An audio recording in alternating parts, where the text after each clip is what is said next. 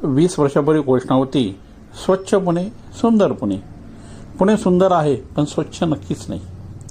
आता हे आमच्या ओळखशी बघा ना, लोक जाता रस्त्यावरून जाता जाता हातातील पिशवी सराईतपणे दुसऱ्यांच्या अंगणात टाकतात आणि कचऱ्याचा ढीग करतात. एकाने टाकला की 10 जण कचरा करतात आणि हळूहळू तिथे कचरा होत जातो, दुर्गंधी पसरते, अस्वच्छता होते, कुत्रे येतात, कुत्रे तो कचरा दुसऱ्यांच्या दारात घेऊन जातात. हे लोक 100 रुपये वाचवण्याकरता हा उपद्व्याप करतात. माझं म्हणणं असं आहे किंवा विनंती की ह्या लोकांनी कचरा स्वतःच्या दारात टाकावा, स्वतःच्या घरात टाकावा, पण दुसऱ्यांच्या अंगणात किंवा दुसऱ्याच्या दारात टाकण्याचा ह्यांना काय अधिकार?